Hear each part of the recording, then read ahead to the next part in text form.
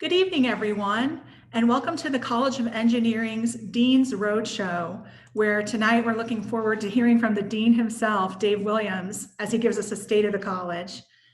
So to those of you who may be new to our Roadshow experience, usually every summer we pack up a van with Dean Williams and some of our top faculty and staff experts and travel around to 6 different cities in the state of Ohio.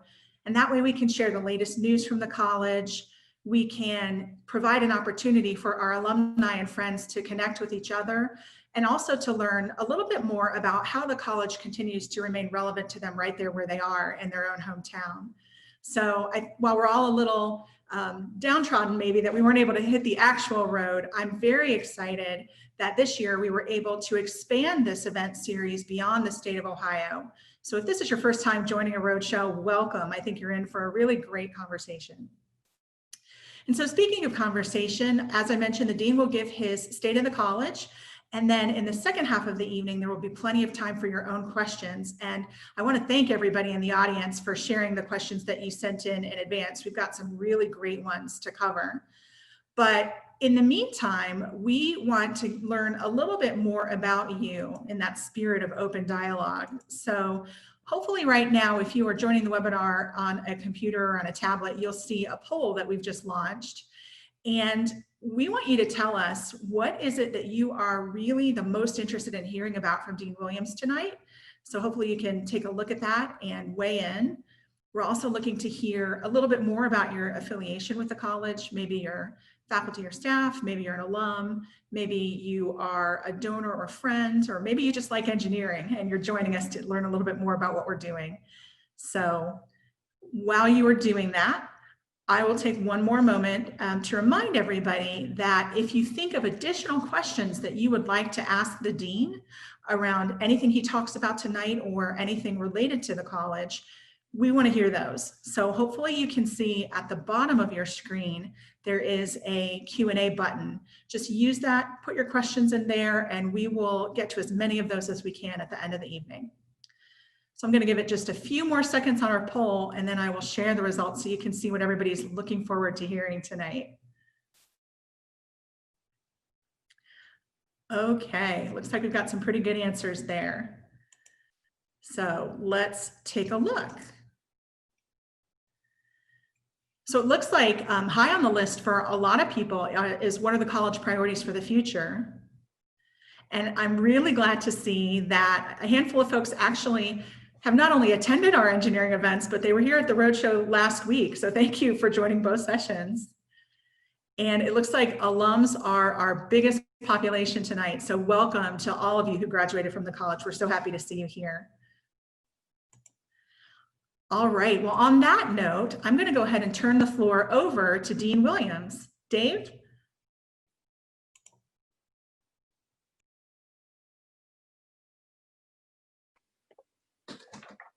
Laura, thank you very much, and welcome to all of you to the Dean's Roadshow. Got my Roadshow shirt on, but I'm sat here in my home office as I have been for 3 months, and isolating myself from the COVID-19 virus. Many of my staff took me aside back in March and said, Dave, you're the oldest one around here, get yourself home and stay healthy. So I did, and so I've been leading the college from my home office with the great team that we have in place.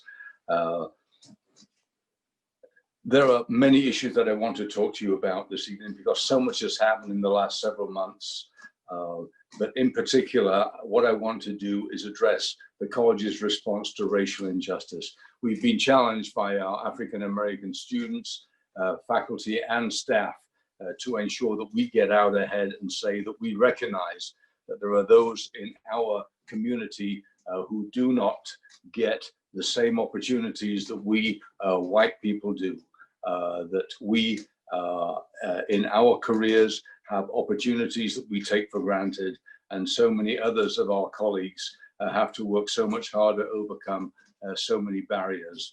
In the last couple of weeks, we have talked with our students, and last Friday we had a 2-hour open question and answer session with the debrief this morning, and by this Friday, the college leadership team, working with the student, faculty, and staff who are African American, will put together a timeline for us to address the particular issues that are brought forth. And it's not just the challenges that African American students have, both in getting through the K through 12 system before they even get to apply to Ohio State, and then being admitted into the College of Engineering and being mentored and advised and taught in the College of Engineering. They face barriers at each one of those steps. But I hear stories of how an assistant dean in the college only 2 weeks ago was at the supermarket and somebody handed him their shopping cart and said, "Could you please put this away for me?" Because he was African American and the person asking the question was not. Of our African American students who say when they go to join their assigned first year team in the first year honors program, that they are a bunch of white people at the table. There's no chair for them when they come. That the implied message they're getting is that they shouldn't be part of the team, that they don't have what it takes to be part of the team. And yet, in fact, the number of barriers that our African American students have overcome are far greater than those of us who have the benefit of being white in our society. So in fact, it is my view that those African Americans who have got to the point where they are students, faculty, and staff are in fact more highly qualified because of the challenges that they have faced throughout our society. We have made it very clear to us that Black Lives Matter. We support President Drake's view that racial injustice is a public health issue. The health of the public and the health of the Republic, we believe, are at stake. So there will be several weeks of intense conversation before we bring our goals to help what we can do within the college to address this particular issue. And also we see ourselves as part of the Ohio State community and the Columbus community and the community across the state of Ohio in responding to this. Lots to be done, but we are engineers. We bring people together to solve these kinds of problems, and this is what we're going to do. We thought we were doing well. We thought we had improved the racial balance within the college, and we have, but we are still far below reflecting the racial balance of the state of Ohio in terms of the number of students, faculty, and staff in the College of Engineering. So while things have improved, there is so much further to go, and we're committed to moving further and to being proactive in all aspects of the college, in our education, in our research, in our hiring, and so on. And while these challenges face us, I would want to note that within the last 2 weeks, for the first time in the history of the College of Engineering, a single department, hired 2 African-American faculty, an African-American male and female in the Department of Material Science and Engineering. And likewise, looking at the hiring of faculty in the last year, for the first time, again, in the history of the college, in 150 years, the underrepresented minorities and the majority were equal. That is 50% of each group within our faculty hiring. And still, there is so much further to go before the faculty and staff distributions in the college reflect the distribution in the state of Ohio, and we're committed to getting there. So that's been front and center ever since the George Floyd event that's triggered this whole response throughout the nation. That, of course, followed on what is now a 3-month response to the COVID-19 crisis. And as always, engineers have been at the forefront of the response to this particular problem. And we very soon, like the rest of the university, put all of our courses online, made sure that all of our students had access to the appropriate online technology, were able to take the last several weeks of classes, study, take their final exams, graduate if they were in their senior year, and so on. So we have proven that the transformation to virtual online teaching is very feasible. And in fact, the whole of the summer session at Ohio State is online, and we in the Engineering College are prepared to offer every course that we have in the fall, and that's thousands of courses. We can offer them both online and in person. because we sense there is a great pressure and interest in getting back on campus. There is also a great pressure and a concern about the challenges of being back on campus if the COVID-19 virus is still active, and there is every indication that it's not going to go away. We cannot insist that faculty who feel vulnerable, who are of my age, for example, or who might be immunocompromised because of various health issues, can be forced to come on campus and expose themselves to potential diseases in classrooms full of 100 20-year-olds who might not be quite as concerned about social distancing as we are. And similarly, we cannot require that students who might be concerned about catching the disease and passing it on to their immunocompromised parents, grandparents, and so on should be obliged to sit in the classroom. So we will offer both an online version and an in-person version of all our classes. We will cover every option that's available to us. So that will be our new normal for education. The challenge for labs is significant, but we have some extraordinarily creative faculty, and there are many ways to give the hands-on experiential education in 2 dimensions rather than in 3. The value of online artificial intelligence, or virtual reality, all the ways that we can use computers, the internet, and so on, to immerse our students in the knowledge base that they have to have in order to graduate. So we have no doubts that we will continue to offer Ohio State quality education to all our students, not just through the fall, but through next year. This past week, a few of our faculty have begun to return to campus to start their research labs. We can handle social distancing and personal protective equipment issues in the research lab much more easily than in the classroom. We expect by July to have our research operation up and running fully. The big challenge in all of this is the financial impact on the college. That because of the reduction in the income to the college, because of the state reducing its funding as a result of the drop in taxes, that means that we are expecting a cut in our general funds budget of the order of 8 to 10%. We feel we can manage this without furloughing and laying off faculty and staff. However, there will be significantly less investment in our infrastructure and in our research. There will be no pay raises for us this year, and there are discussions going on, which I fully support, that we in senior administration will be willing to take a pay cut.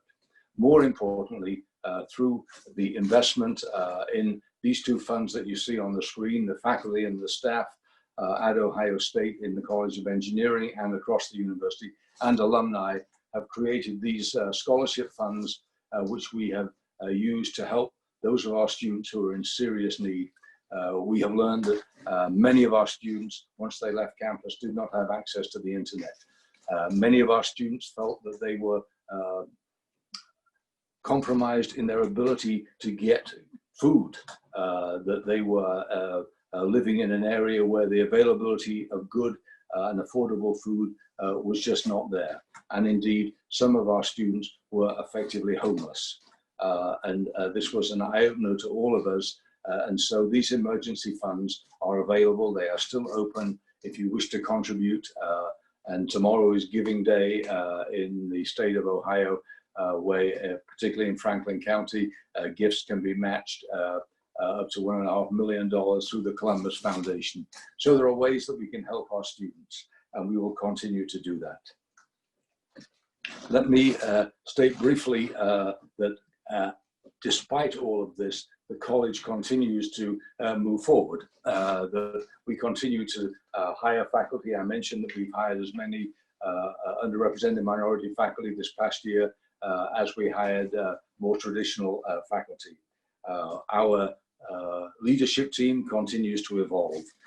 We have named Dorothée Imbert as the incoming director of the Knowlton School of Architecture, stepping in as Mike Cadwell steps down after 8 years of extraordinary service. Thank you, Mike. Christy Chamarie is the section head of City and Regional Planning because Dorothée has moved up to lead the whole Knowlton School.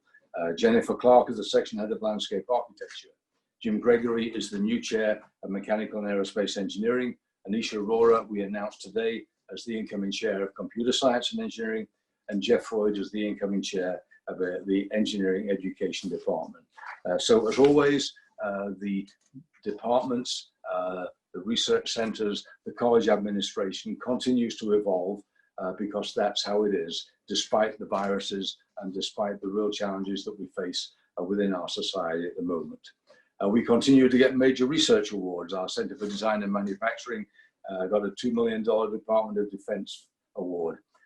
The Materials Research Science and Engineering Center, the crown jewel of NSF research centers, was refunded. This is a joint research center between the Arts and Sciences and the College of Engineering into its third 5-year term. And this is tens of millions of dollars over the next 5 years. Our Global Water Institute is a finalist down to the last 100 right across the nation for a MacArthur grant of $100 million. So what we are doing in so many ways across the college continues to be competitive at the very highest levels. As you know, we have the most generous alumni of all the colleges. We have, in the last campaign, the College of Engineering raised more money than any other college. The goal we have for the current campaign, the Time and Change campaign, is greater than for any other college. In fact, it's greater than for any other unit on campus, greater than athletics.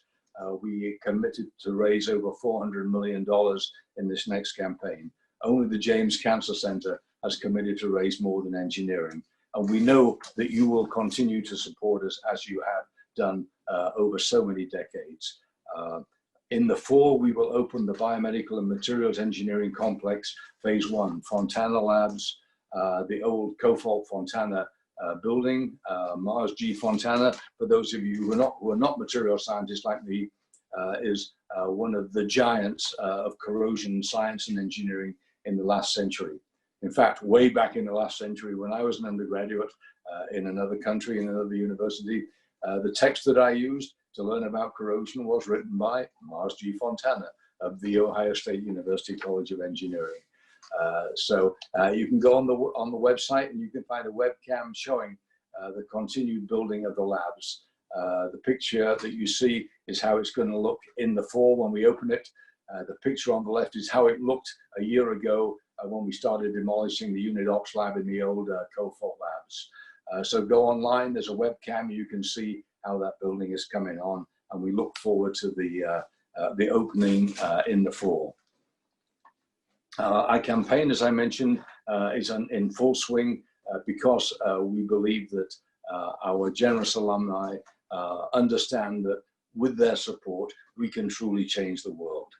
We have focused on several key areas: cancer engineering, smart mobility, and workforce development. We have about to start in the fall the first 4-year engineering degree out at our regional campuses in Marion, in Mansfield, and in Lima. These former manufacturing powerhouses across the state of Ohio have shrunk because of the loss of a technical workforce. Young men and women leave those cities to come to the bigger cities of Cleveland and Columbus and Cincinnati.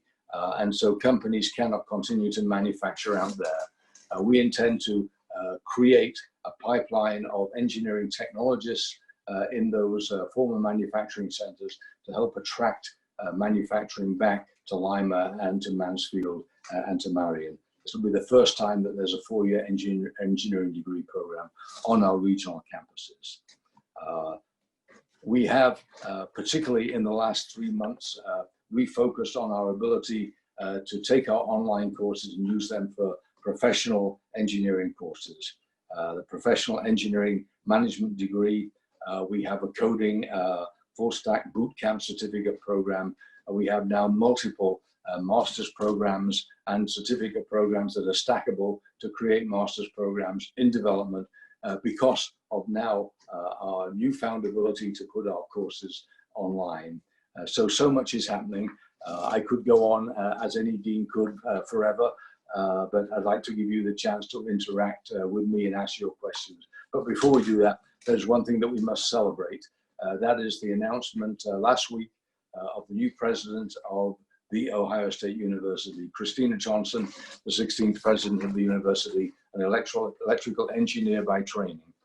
Christina is deeply familiar with the College of Engineering at the Ohio State University. In fact, she was on my Dean's External Advisory Council for 3 years, from 2012 to 2015, while she was, in fact, building up her own renewable energy company. She stepped away from the council when the investment in that company exceeded $100 million, and she had a full-time job on her hands. But very soon after that, she left her own company to become the chancellor of the State University of New York system of higher education. We think we're big at Ohio State. In the SUNY system, there are 1.4 million students, there are 30,000 professors. That's a horrifying thought, but nevertheless, Dr. Johnson has succeeded tremendously in leading that particular extraordinary complex of universities and community colleges. And just one datum point that was mentioned by Lou Van Ter, the Battelle CEO, our board of trustee member who led the search that got Christina to come here. He noted that in her 3 years as chancellor of the SUNY system, she signed $4.6 billion, that's a B, $billion worth of agreements between industry and the SUNY system. And we know how important industry partnerships are for us. So I have no doubt that we will be back at the table with the leadership of the Ohio State University over the next many years, that Christina will be our leader. And I will be stepping down as dean, as many of you know, by this time next year. The search to find the next dean is fully underway, and I'm confident that President Johnson will take a great interest in ensuring that the person who steps in to this job will have the full support of the university leadership. I will find other things to do at Ohio State. The last several weeks here at home have convinced Margie that she doesn't want me at home with her for this kind of time, so there will be other things I can do here, but perhaps in a job that's a little less high profile and high pressure. So again, thank you for listening.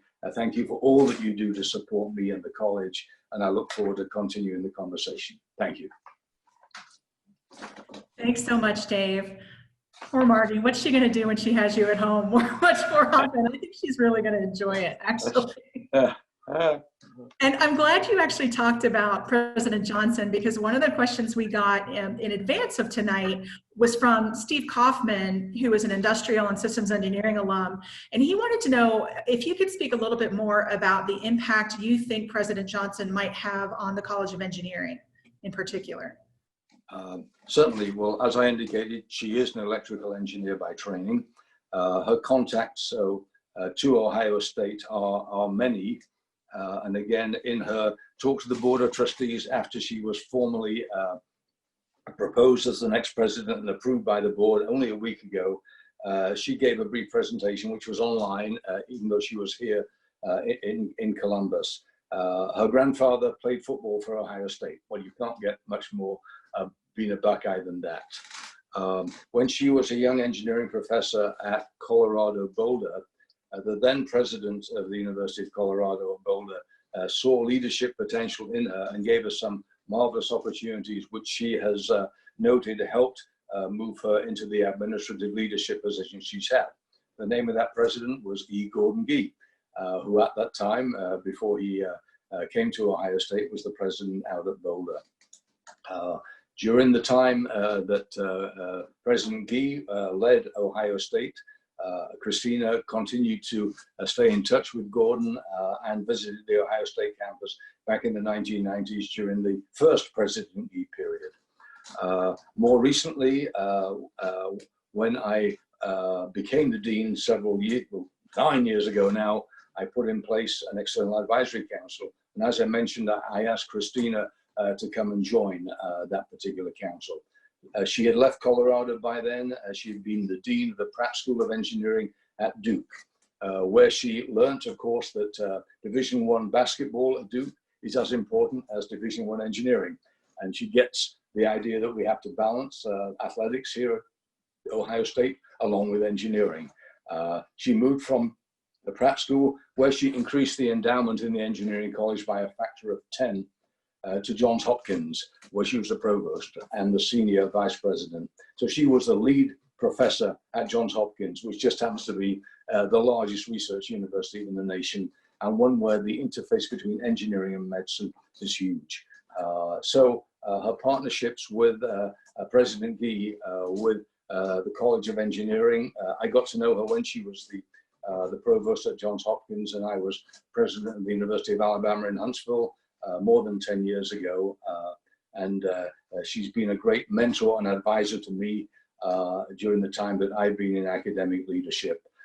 So we have already had some long discussions about what's going on in engineering and also possible roles for me when I step down as dean. So I say I'm not going away, but it's time for somebody else to lead the college. So she knows engineering well.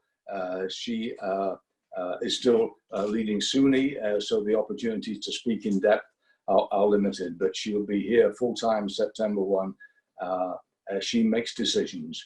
She's tough, and she will not hang around when she gets here. There are serious challenges and opportunities facing Ohio State, and I have no doubt that she's prepared to seize them. We intend to be right there as she seizes those opportunities. Thank you. It's an exciting time to be at the university for the new leadership. So we've got quite a few questions to do with student learning, student experiences. I'd like to start with one from Seema Patel, who is looking for more details on how labs will be managed in the fall, whether it be a combination of in-person lab work with virtual lab work. Yeah, again, there is no general policy that we have in place, because as with all aspects of education, the lectures, the recitations, the labs, these are the responsibility of the individual professor. So we as a college offer resources, but we do not tell professors how they will teach. There are multiple opportunities to be creative in the teaching of labs. Every faculty member that I'm aware of is already in touch and partnering with their colleagues at multiple universities across the USA and around the world, because that's how the academy is. I meet with the Big Ten deans on a bi-weekly basis as we discuss the issues that we're all facing. I meet with the deans of the 14 Ohio, state of Ohio colleges of engineering, so that we can compare notes. Best practices are shared. So there are no shortages of opportunities to decide how to actually deliver your lab. Rather than creating the data, do we just show how the data is created online, or perhaps through a virtual reality envisioning of a particular lab test, a tensile test of a material, or a unit ops lab in chemical engineering. There are multiple ways to do this. There are ways that we can collaborate as teams online. Our students live online anyhow.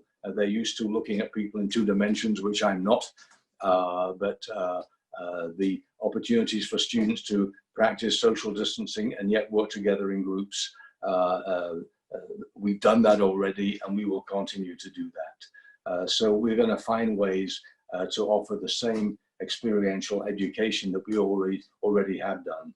But there are changes already in the way that our students need to be trained. There are hundreds of our graduates who left, graduated, got their degree only a couple of weeks ago, and are now working for companies, and the companies have said, stay at home. We don't want you at Oracle or at Cisco or at Facebook or wherever they are. Work from home. You can continue to do this. So we have to ask ourselves, is the student internship at the company in California or in Atlanta or Houston or wherever the experience that we once thought was essential for a student to be successful? Perhaps the online experience is of itself a way that the students can learn to carry out the jobs for the 2020s and beyond. We don't know, we're uncertain, but we're flexible, and we're willing to give our students every chance to have every opportunity to get the experience they need. Thank you. So we have a question from Larry Shavy, who is an electrical engineering alum, who Hi, is Larry. he's wondering what your priorities are over the next 3 to 5 years for growing the undergraduate and graduate student program in the college. Sure. My priorities are for the next year, Larry, because this time next year there will be a new dean. So my job for the next year is to ensure that the transition from my role as dean to the next dean is as smooth as possible. We have a strategic plan which actually goes through 2020. However, it is not appropriate for the leadership team and myself to put in place a strategic plan for 2020 to 2025. That's the responsibility of the next dean.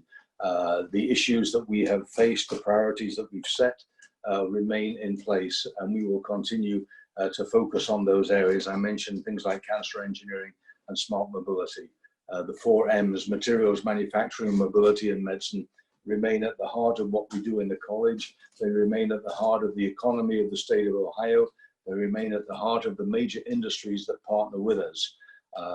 The unique facilities we have out of the Transportation Research Center and at Don Scott Field tie into those particular areas. The new buildings that we are ready to open are at the interface between engineering and medicine. So much of what we do will continue to be the priorities as we move forward. We feel that while COVID-19 has set us back and caused us to reevaluate how we actually create and transfer knowledge, which is our job as a university, the challenges that are faced by the state of Ohio, by the nation, and by engineers will still be very important in those specific areas. However, the next dean, whoever he or she is, it is their job to take a look at our priorities, decide if they need to be shifted, decide if they need to be shuffled, or perhaps need to be replaced. That is their role and their responsibility, and it is my job not to get in the way of that. It is not appropriate for me to set in place multi-year projects that require commitments of engineering college funds, because that would limit the freedom of the next dean to put his or her plans in place. So really at the moment we're starting that transition process, but it doesn't mean we're not running as fast as we can in all the areas that I've talked about. So speaking of some of those areas, you started to mention mobility as a focus area for the college. And we have a question from Jim Colvin, who's wondering how we can learn more about the college's focus on smart mobility and who are the leaders in that effort in the college.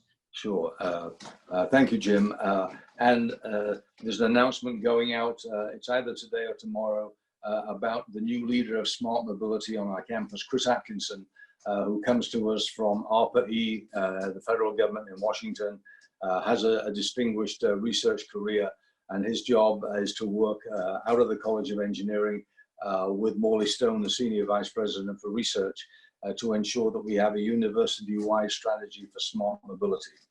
Smart mobility means the integration of advanced technology, artificial intelligence, data analytics, appropriate cybersecurity with any way that we move. And that can be the movement of individuals, perhaps the movement of individuals with disabilities in wheelchairs, all the way up through personal mobility in automobiles, through public transportation, up to planes, up to transportation to space.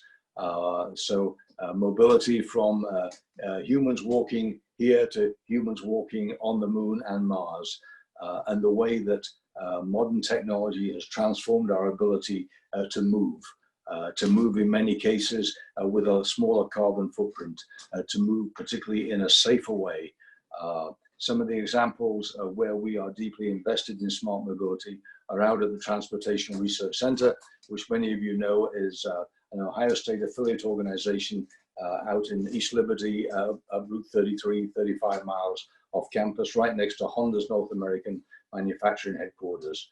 TRC is the nation's largest independent proving ground, a 7.5-mile test track, full crash test center, The federal government's National Highway Traffic Safety Administration does all its testing out at TRC.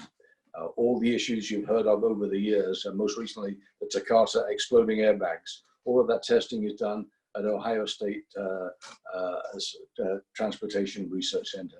And last summer, Governor DeWine opened the nation's largest autonomous vehicle testing facility, our Smart Center, 500 acres of highway appropriately instrumented for autonomous vehicle testing.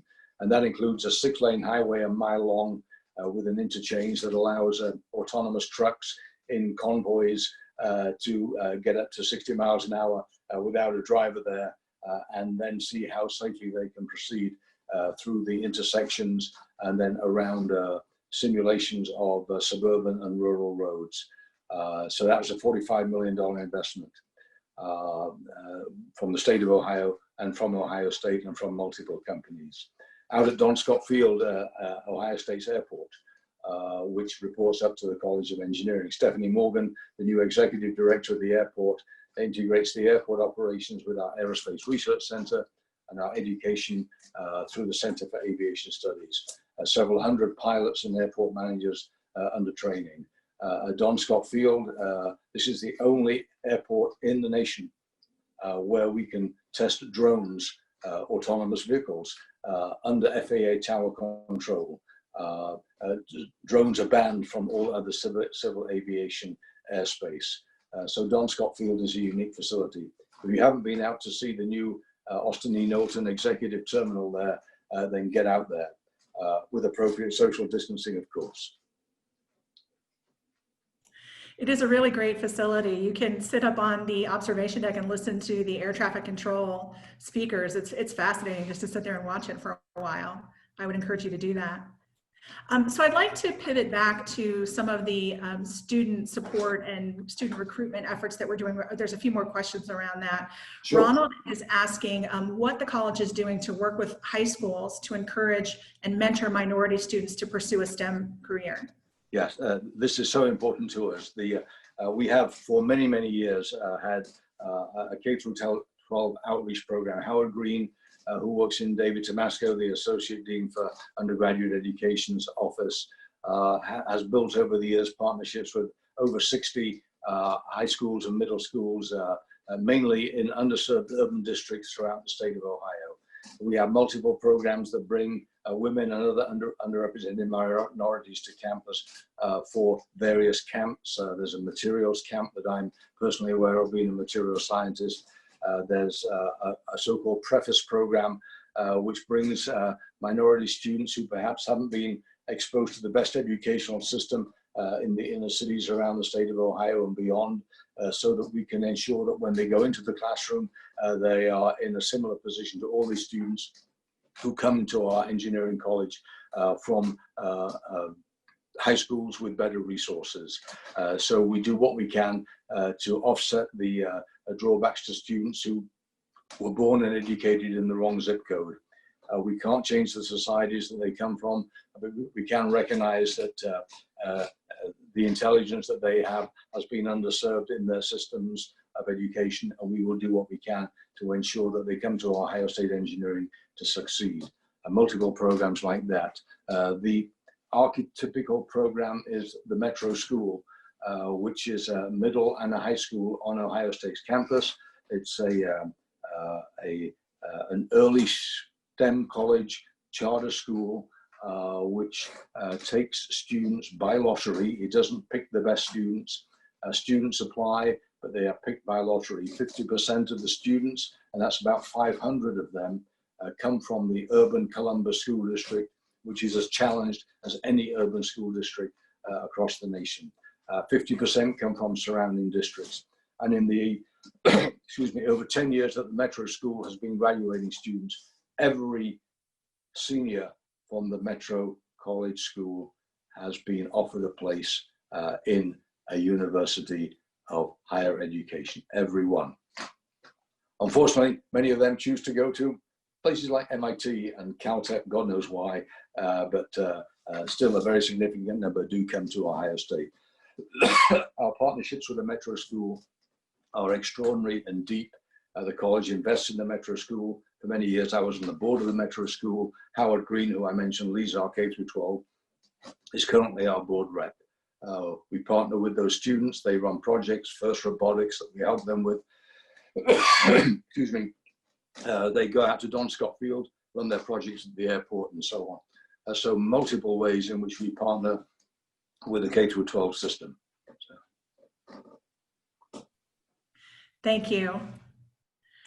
So another question to do with our student population, and this one is from Amy Morin Martin, who asks if the college has seen a consistent increase in the number of degrees that are conferred to women, and what changes, if any, are being made in the curriculum to support female training styles and gender equity. Yes, in the gender equity situation, several things have happened over the last several years that we have focused on. That the number of students and the number of faculty who are women have increased monotonically every year to the point where in both cases we are at around 26 or 27% of female undergraduates and female engineering faculty. We have been much more proactive in the hiring of women as our new faculty. So faculty under the age of 40 are about 35% female. That's still not 50% where it needs to be. But the difference between the younger faculty gender distribution and that of the older faculty is very significant. And of course, the older faculty, the retiring faculty, are almost 100% male. So we are squeezing the gender ratios at the top end with many more male retirees, and at the start end by many more female hires. Still a long way to go, and still women engineers face extraordinary challenges. They are still questioned by male students, 18-year-olds who think that women can't teach them anything. The gender issues that our women faculty face are still just extraordinary. Again, it boggles my mind when I think of the successes of women. You look at the movie Hidden Figures, you look at the women astronauts that we have today, you look at President Johnson and what she has overcome to get where she has achieved in the academy. So all we can do is continue to show examples. We work very hard to mentor our women faculty to help them get through the challenges that they face, not just from their male counterparts as faculty, but as I mentioned, from the male students. There is so much more we need to do to educate all of the College of Engineering that because you're a woman, in fact, and because you're an African American, you have overcome so many more barriers, and therefore you have worked so much harder and are, generally speaking, so much more talented than those of us, such as me, who haven't had to overcome those barriers. Even though I'm very proud of what I've achieved, the barriers that I have faced have been so much less than the barriers that continue to face our women faculty and faculty from other underrepresented groups. Thanks, Dave. And we do have a handful more questions around issues like that we may not be able to get to live tonight, but we'll make sure that we follow up after this event to get answers to the people who have asked those. Yeah, please do. Yeah. I do want to take a turn to questions about your upcoming transition. So I think one question that is coming in live tonight is, what opportunities are there for alumni and students to participate in the Dean Search? Sure. Let me say, first of all, that the search process is carried out out of the University's Office of Academic Affairs. It is not the responsibility of the College of Engineering to run the search, to find the next dean, and to interview and select that particular individual. All deans are sought, interviewed, and offered the job by the provost and the president of the university with the support of the board of trustees. So this process comes out of the office of the provost, who is the executive vice president and the senior academic on the campus, Bruce McFerrin. And that is true not just for engineering, but for all deans. Typically, Another dean is put in charge of the committee to search for the dean of another college. And Gretchen Ritter, who's the executive dean of Arts and Sciences, is the dean in charge of the search committee to find my replacement. She came to us from Cornell a short while ago. She's extraordinarily talented. She understands the role that engineering has in partnering with arts and sciences and how much we each depend on the other college. Another senior member of that search is Morley Stone, the Senior Vice President for Research, runs $1 billion research program here. So we have two senior leaders. We have some very talented members of the Engineering College Administration, David Tomasco, Associate Dean for Undergraduate Education, LaTonya Steiner-Jones, Assistant Dean for Graduate Programs. We have faculty and we have staff and we have students from the College of Engineering. So this search committee works with a professional executive search firm, in this case Isaacs and Miller out of Boston, the same search firm that found President Johnson to be our next president. And they will bring forward names to present to the provost and the president, we hope, in the fall. So there are students, faculty, and staff on there. The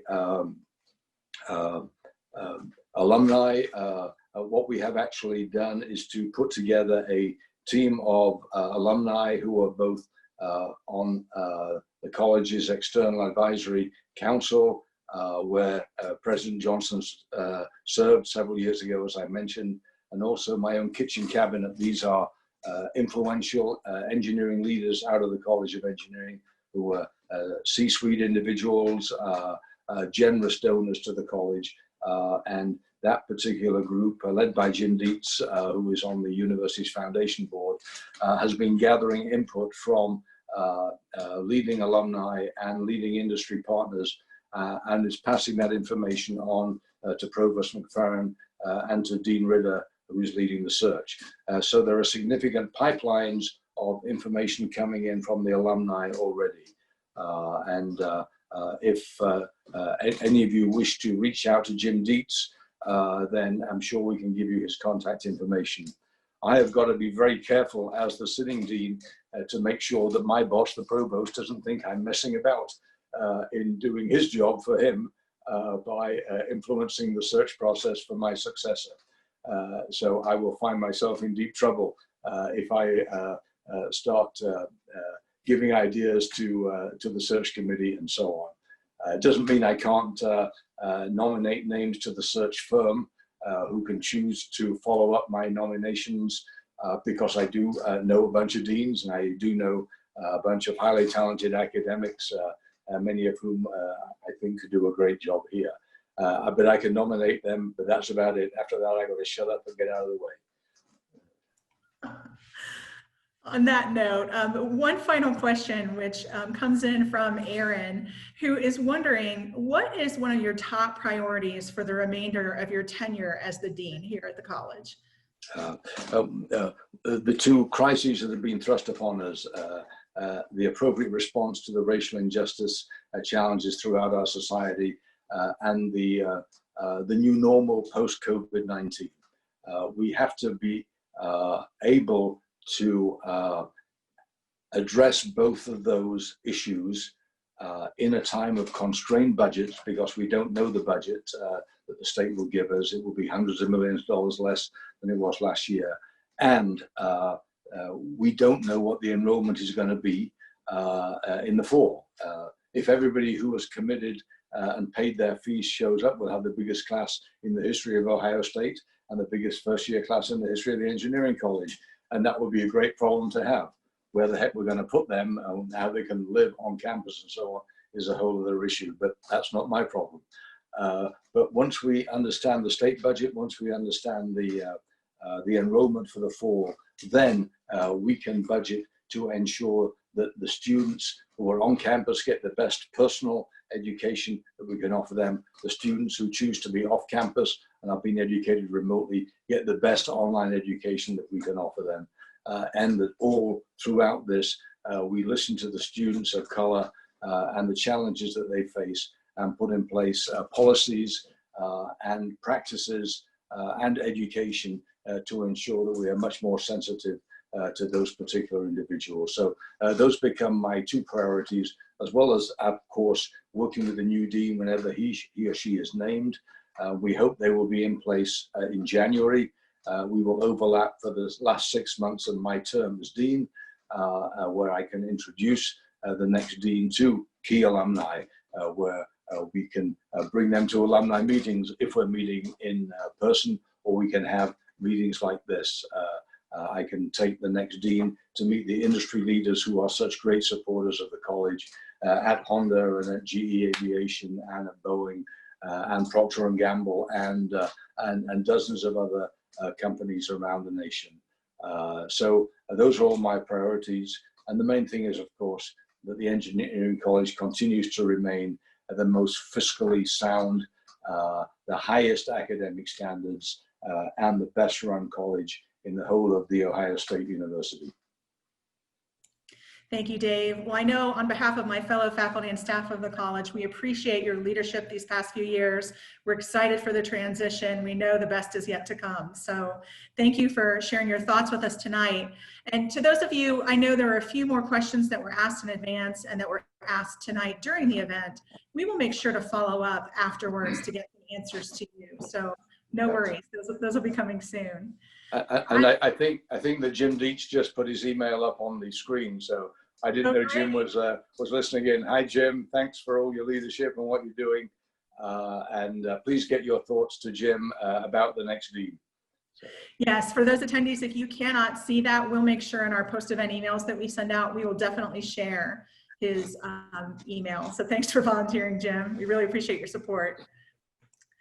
So as we come to a close tonight, I would encourage you, if there's anything that you heard the dean speak about tonight and you would like to know more, please feel free to reach out to me directly. Again, for those of you who don't know me, I am the Interim Director of Strategic Engagement and Alumni Relations for the college.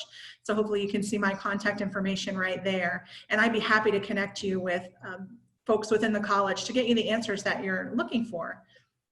We would also invite you to continue to stay connected with us and with each other as alumni.